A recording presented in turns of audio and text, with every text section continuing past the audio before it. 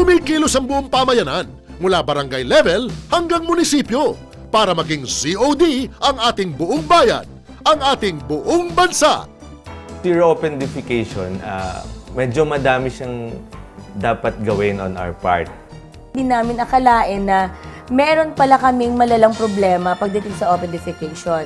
First class kami pero nakakahiyaman, aminin, pero ang totoo pala, marami sa aming mga kababayan, maraming walang palikuran. Most of the people that really practice open defecation are those who are really cannot afford. They are not aware of what is the complication of, exercising open defecation.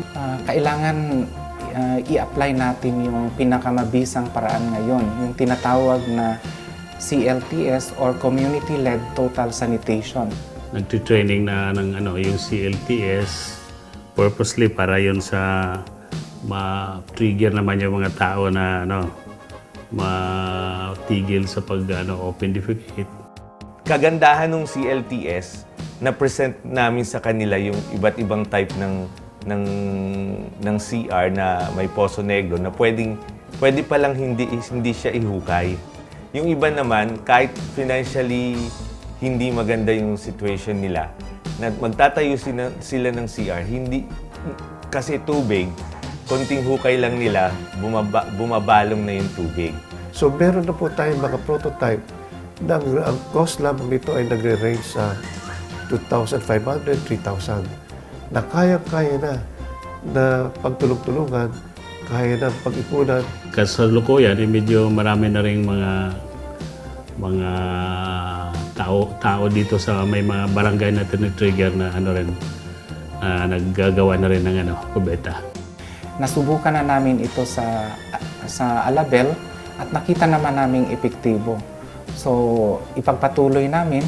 Masasabi ko, maganda pong proyekto ng ating gobyerno dahil po sa kalinisan. Naka-attend nga po ako dun sa seminar na yun. Epektibo po dahil mababawasan po yung dumudumi dyan. Ang magiging bunga nito ay syempre magiging malinis ang ating pamayanan. Mas maganda nga naman po na malinis po ang karagatan. Dahil marami yung nakukuha sa dagat na mapapakinabangan.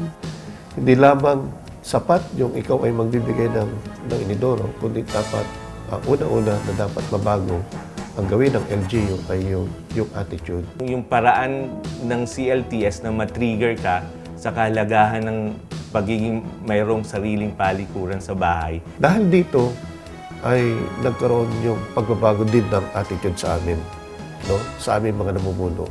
At dahil din dito, yung mga tao na pinasyalan, nagkaroon din sila ng pagbabago. Sa kanila na mismo, nagkusa sila, naisip nila, hindi pala ako pwedeng umasa lang sa gobyerno. Sa aking paraan pala, kaya kong magpundar ng CR.